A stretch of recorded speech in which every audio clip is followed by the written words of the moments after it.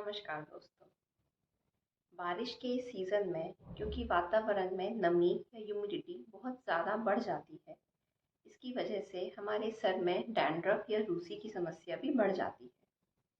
बहुत बार ऐसा होता है कि ये जो डैंड्रफ होती है ये हमारे सर से झड़कर हमारे बाहों के बालों में और हमारे पलकों के बालों में आकर इकट्ठी हो जाती है।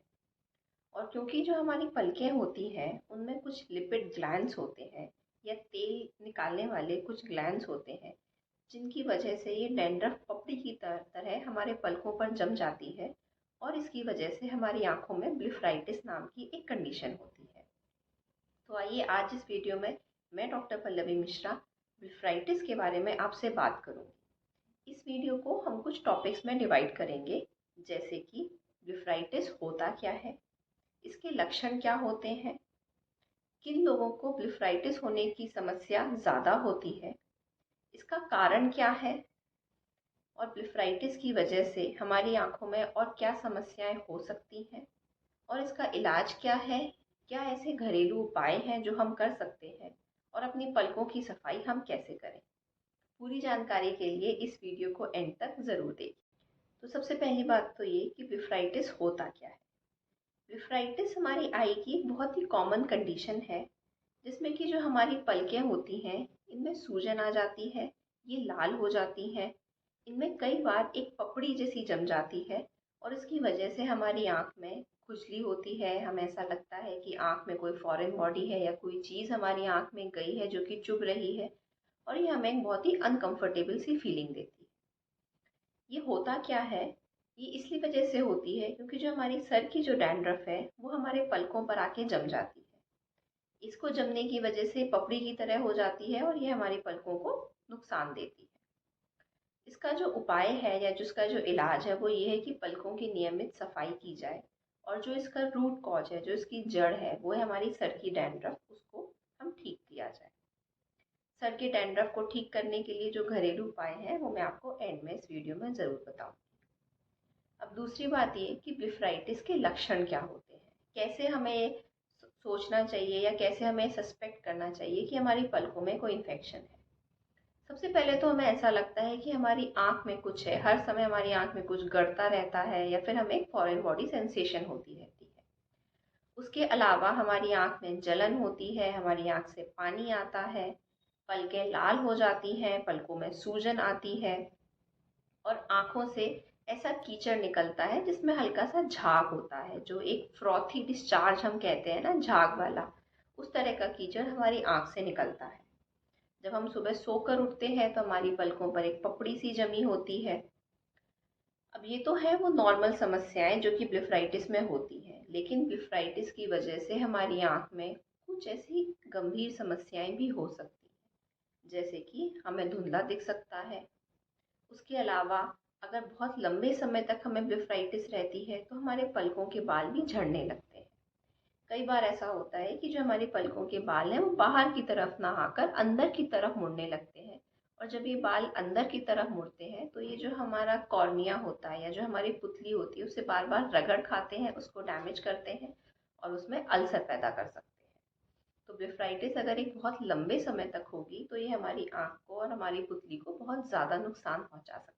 कौन से ऐसे लोग हैं जिन्हें ब्लिफराइटिस का खतरा ज़्यादा होता है या जो ज़्यादा प्रोन है ये कंडीशन को या बीमारी को डेवलप करने के लिए। जिन लोगों के बालों में बहुत ज़्यादा डैंड्रफ रहती है वो सबसे ज़्यादा रिस्क पर होते हैं ब्लिफराइटिस के। उसके अलावा जिन लोगों को रोजेशिया नाम की एक स्किन की कंडीशन होती है, इसमें जो हमारे चेहरे की स्किन है वो यहाँ पर बहुत ज़्यादा लाल हो जाती है, बहुत ज़्यादा एक्ने डेवलप करते हैं, या जिन लोगों की स्किन बहुत ज़्यादा ऑयली है या जिन लोगों को बहुत ज़्यादा एलर्जी होती है, ये वो सारे लोग हैं जो कि ब्लिफराइटिस के खतरे से बहुत ज़्यादा प्रोन होते हैं। तो इन्हें अपनी पलकों का थोड़ा खास ध्यान रखना चाहिए। अब अगली बात ये कि ब्लिफराइटिस होता क्यों है। जैसे कि मैंने पहले भी बताया कि जो डैंड्रफ होता है वो हमारे पलकों पर आके जमता है। जो हमारे लिपिड सीक्रेटिंग ग्लैंड्स होते हैं जो ऑयल निकालते हैं, वो उस डैंड्रफ के साथ मिलकर एक पपड़ी सी बनाते हैं और इस वाले जो भी सारा यहाँ पर चीज़ें जमा हुई हैं इस पर हमारे बैक्टीरिया ग्रो करते हैं और जब बैक्टीरिया ग्रो करते हैं तो वो ब्लिफराइटिस पैदा करते हैं। अब डॉक्टर आपकी ब्लिफराइटिस की जांच कैसे करेगा। एक स्लिट लैम्प या एक मशीन के द्वारा डॉक्टर आपका आँख का फिजिकल चेक करेगा, आपकी पलकों को देखेगा, आपकी भौहों को देखेगा और फिर ये आपको बताएगा कि आपको ब्लेफाइटिस नाम की एक बीमारी है। उसके अलावा कुछ और भी समस्याएं हैं जो साथ में हो सकती हैं, जैसे कि हमारी आँख में बार-बार गुहेरी या स्टाई हो सकती है। एक कैलेजियन नाम की एक बीमारी हो सकती है जिसमें कि हमारी पलक पर एक बिल्कुल पेनलेस गांठ बन जाती है, हमारी पलकें बहुत ज़्यादा झड़ सकती हैं, हमारी पुतली पर घाव हो सकते हैं और जो हमारी जो पलकों के बाल हैं वो अंदर की तरफ मुड़ सकते हैं। तो ये सारी समस्याएं हैं जो कि ब्लेफाइटिस में हमारे साथ में हो सकती हैं।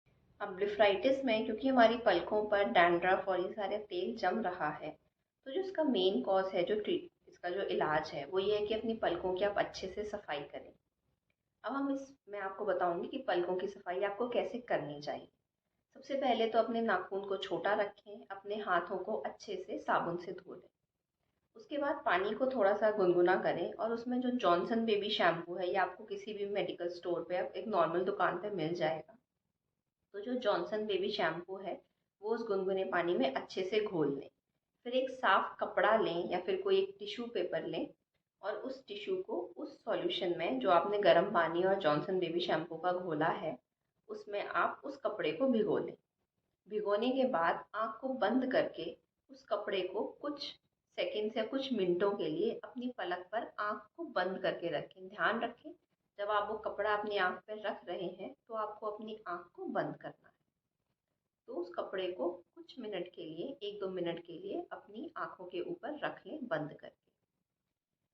इस कुछ देर तक रखने से क्या होगा कि जो पपड़ी आपकी पलक पर जमी है वो थोड़ी सी ढीली पड़ जाएगी। फिर उसी कपड़े की सहायता से हल्के हल्के हाथ से अपनी आँख को ऐसे रगड़ें ताकि जो भी पपड़ी जमी है, जो भी वहाँ पर डिपॉजिट हुआ है वो ढीला पड़ जाएगा। और फिर उसके बाद नल के पानी से अपनी आँखों को धो लें। ऐसा करने से आपकी आँखें ना काफ़ी अच्छे तरीके से साफ़ हो जाएंगी। जब ये चीज़ आप दूसरी आँख में करें तो वो जो कपड़ा आपने पहली आँख में इस्तेमाल किया है वो कभी भी दूसरी आँख में इस्तेमाल ना करें।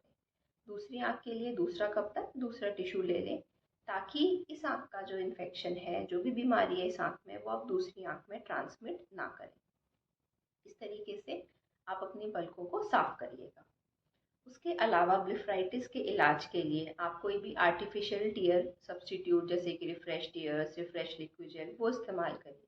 दिन में कम से कम 4 से 6 बार। ये आपकी आंखों को नमी देगा क्योंकि ब्लेफाइटिस की वजह से आंखों में ड्राई आई भी होता है।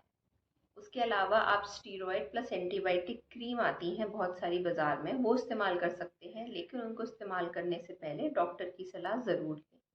स्टीरॉयड और एंटीबायोटिक क्रीम आपकी आंखों की लाली को कम करती है और पलकों की सूजन को कम करती है।